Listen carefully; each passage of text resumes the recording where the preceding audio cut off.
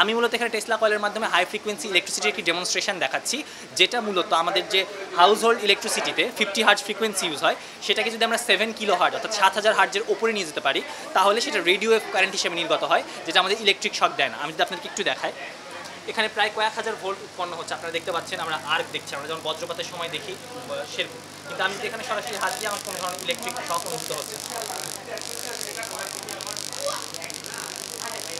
আমি এখানে যে কোনো অ্যাঙ্গেল থেকে যে কোনো দিক থেকে 2 হাত দিয়ে করতে পারছি, কিন্তু আমার কোনো ধরনের ইলেকট্রিক শক অনুভূত হচ্ছে না। কেন হচ্ছে না? আমার শরীর এটা যে সেন্স করার, অর্থাৎ আমার মধ্যে যে বিদ্যুৎ প্রবাহিত হচ্ছে, এটা এত গতিতে হচ্ছে, সেটা আমি শরীর সেন্স করার মতো, অর্থাৎ আমার পেশি নার্ভ এটা সেন্স করতে পারছে না, যার কারণে এখানে আমরা ইলেকট্রিক শক আমাদের অনুভূত হচ্ছে না, আমরা বিদ্যুতায়িত হচ্ছে না। এটা শুধুমাত্র ডেমনস্ট্রেশন পারপাসে, আমরা এটা কখনোই বাসা বাড়িতে বা ইলেকট্রিক ট্রান্সমিশন লাইনে স্থাপন করবো না। সেখানে যেটা স্থাপন করবো সেটা হচ্ছে এই সার্কিটটি, যেটার সাথে দুটো তার কানেক্টেড আছে, আপনারা দেখছেন। এখানে ইনপুট হবে আমাদের মেইন লাইন থেকে এবং আউটপুট হবে আমাদের বাসা বাড়ির সাথে। লোড অনুযায়ী আমরা এটার পার্টসের যে ধারণ ক্ষমতা সেটা বাড়াতে থাকবে, হয়তো 2000 ওয়াট, 5000 ওয়াট কিংবা কয়েক মেগাওয়াট। সো এটা আমরা হাই ভোল্টেজ ট্রান্সমিশন লাইন অথবা আমাদের যে বাসা বাড়ির দুই জায়গাতে ইউজ করতে পারি, যার ফলে আমাদের বিদ্যুতিক শকজনিত যে দুর্ঘটনাগুলো ঘটে থাকে সেটা আমরা শূন্যের কোঠায় নামিয়ে আনতে পারবো।